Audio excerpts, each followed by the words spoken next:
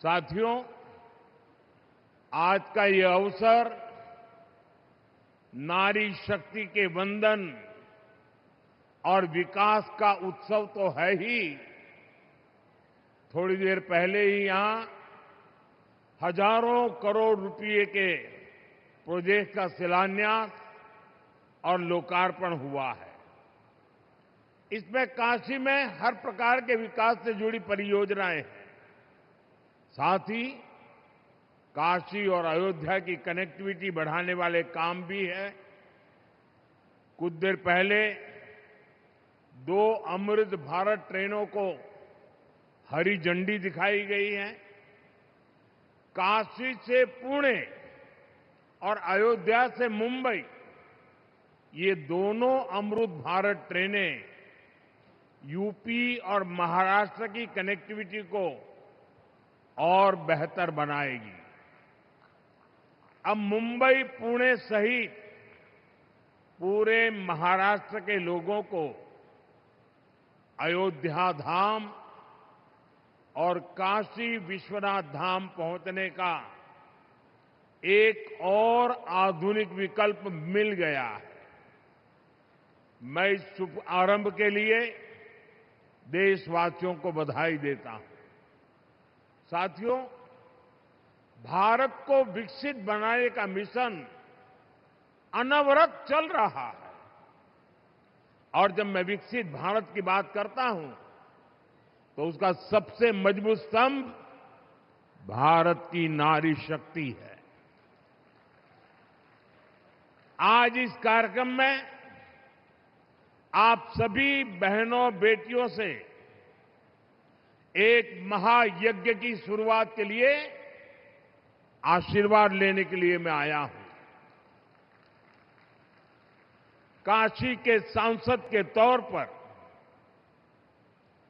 देश के प्रधानमंत्री के तौर पर मुझे देश हित के एक बड़े लक्ष्य की प्राप्ति के लिए आप सबका आशीर्वाद चाहिए। और ये बड़ा लक्ष्य है लोकसभा, विधानसभा में महिलाओं के लिए आरक्षण को लागू करना। अभी कुछ दिन पहले सपा और कांग्रेस जैसे दलों की वजह से हमारा ये प्रयास संसद में सफल नहीं हो पाया। लेकिन मैं आप सभी बहनों को फिर से भरोसा देता हूं, आपके आरक्षण का हक लागू हो, इसमें कोई कोर कसर बाकी नहीं छोड़ूंगा। साथियों, घर में महिला के सशक्त होने से पूरे परिवार को ताकत मिलती है। इससे समाज मजबूत होता है, देश मजबूत होता है। अतीत में बहनों बेटियों को बहुत संघर्ष करना पड़ा है। काशी की आप बहनों ने भी कई तरह की मुश्किलें देखी हैं। आपने भी कितनी ही चुनौतियों का सामना किया है। बेटियों को अक्सर अनेक प्रकार के सवालों से गुजरना पड़ता था। तुम ये करके क्या करोगी? तुम्हें इसकी क्या जरूरत है? तू का करवू? तोहे का जरूरत है? तू चुप रह, ये काम तो से ना हो पाई।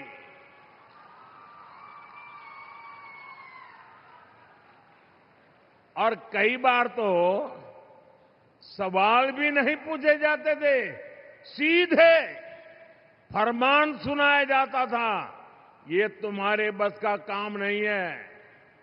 साथियों, ऐसी परिस्थितियां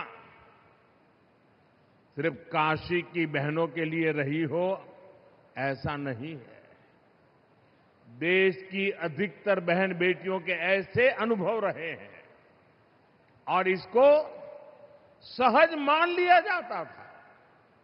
इसलिए मैं जब 25 साल पहले गुजरात में मुख्यमंत्री बना था, तो सबसे पहले मैंने ऐसी धारणाओं को तोड़ने का प्रयास किया। उस दौरान बेटियों के लिए समर्पित 2 बड़ी योजनाएं शुरू की गई थी। एक थी शाला प्रवेशोत्सव, स्कूल में बच्चियों का एडमिशन, ताकि बेटियां ज्यादा संख्या में स्कूल पहुंचे, बीच में ही उनका स्कूल न छूटे।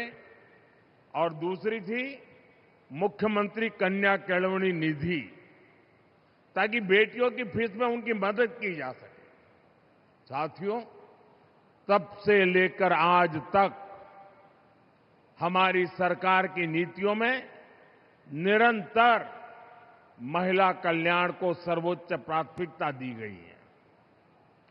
2014 में आपने हमें सेवा का अवसर दिया तो देश में 12 करोड़ से ज्यादा शौचालय बने, इज्जतघर बने, 30 करोड़ से ज्यादा बहनों के बैंक खाते खुले, 2.5 करोड़ से ज्यादा घरों में बिजली का कनेक्शन दिया गया, 12 करोड़ से ज्यादा घरों में नल से जल पहुंचाया।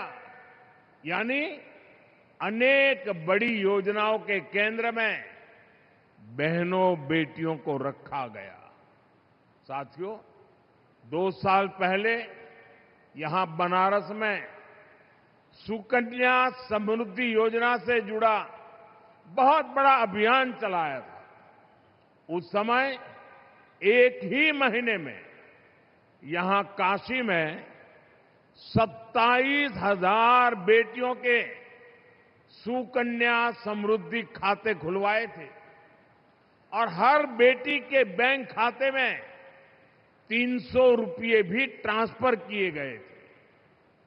बेटियों की शिक्षा में और बेहतर भविष्य में सुकन्या समृद्धि योजना बड़ी भूमिका निभा रही है। इस योजना से बेटियों की पढ़ाई को बल मिला है और मुद्रा योजना से बेटियों की कमाई सुनिश्चित हुई है।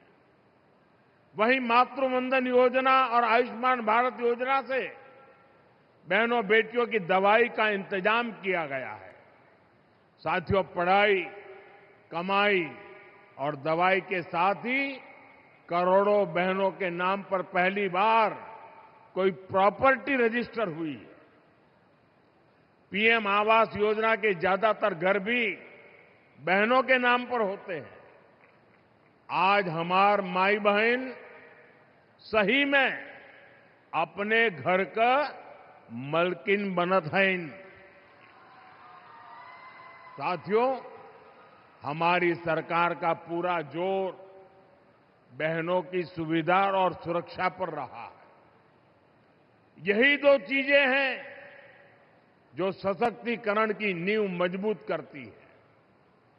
आपने यहां यूपी में अपनी आंखों के सामने हालात बदलते देखे हैं। कुछ साल पहले तक जब यहां समाजवादी पार्टी की सरकार थी तो यूपी में बेटियों का घर से बाहर निकलना भी मुश्किल हो गया था। लेकिन अब बीजेपी सरकार में बेटियों के विरुद्ध गलत सोच रखने वाला अच्छे से जानता है कि उसका अंजाम क्या होगा। साथियों, भारतीय न्याय संहिता ने भी बहनों बेटियों को सुरक्षा का नया भरोसा दिया है। इसके तहत महिलाओं के विरुद्ध गंभीर अपराधों में तेजी से फैसले आने लगे हैं। इसी प्रकार महिला थानों और परामर्श केंद्रों का नेटवर्क भी निरंतर बढ़ रहा है। आज यहां भी एक महिला पुलिस चौकी और परामर्श केंद्र के भवन पर काम शुरू हुआ है। ऐसे कदम बेटियों को सुरक्षा की गारंटी देते हैं। साथियों, जब महिलाओं की आर्थिक शक्ति बढ़ती है तो घर में उनकी आवाज भी उतनी ही बुलंद हो जाती है। इसलिए सुविधा और सुरक्षा का विश्वास देने के साथ साथ हमने बहनों की आर्थिक भागीदारी बढ़ाने पर बल दिया है। बीते 11 वर्षों में देश की करीब 10 करोड़ बहनें सेल्फ हेल्प ग्रुप में जोड़ी गई हैं। काशी की भी 1.25 लाख बहनें ऐसे समूहों से जुड़ी हैं। इन समूहों को लाखों रुपए की मदद मिल रही है, जिससे बहनें अपना काम कर रही हैं। ऐसे ही प्रयासों से अब तक 3 करोड़ बहनें लखपति दीदी बन चुकी है।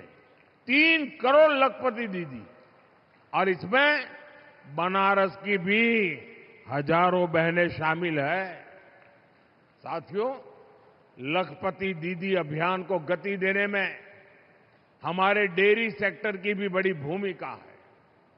यहां बनास डेयरी से जुड़ी लाखों बहनें बहुत ही शानदार काम कर रही है। आज इन बहनों को बोनस के रूप में 106 करोड़ रुपए सीधे मिले हैं। मैं इन सभी बहनों को बहुत बहुत बधाई देता हूं। मैं काशी में डेयरी सेक्टर से जुड़ी महिलाओं से कहूंगा, अभी तक शुरुआत भइल हो, बनारस बड़ी, बनारस डेयरी बड़ी और ई बोनस भी बढ़त जाए। साथियों, बीजेपी एनडीए सरकार बहनों को आत्मनिर्भर भी बना रही है और विकसित भारत बनाने के लिए चल रहे अभियान का नेतृत्व भी दे रही है। डिजिटल पेमेंट्स को आगे बढ़ाने में हजारों बैंक सखियों की बड़ी भूमिका है। बीमा और इंश्योरेंस से जुड़े काम को बीमा सखियों का नेतृत्व मिल रहा है।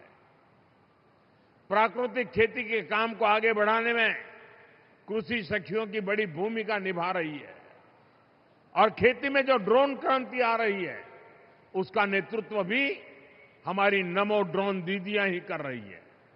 बीते दशक में बेटियों के लिए थल सेना, नौसेना और वायुसेना में नए अवसर मिले हैं। पहली बार सैनिक स्कूलों और डिफेंस एकेडमी के दरवाजे भी बेटियों के लिए खोले गए हैं। यानी बीजेपी एनडीए सरकार का मतलब ही है नारी का सशक्तिकरण, नारी का उत्थान, नारी का जीवन आसान। साथियों, आज हर क्षेत्र में, हर मोर्चे पर भारत की बेटियां इतना शानदार काम कर रही हैं तो स्वाभाविक है नीति निर्माण, राष्ट्र के भविष्य से जुड़े फैसलों में भी बहनों बेटियों की भूमिका और बढ़नी ही चाहिए। देश को आज इसकी बहुत जरूरत है। इसके लिए भी ईमानदारी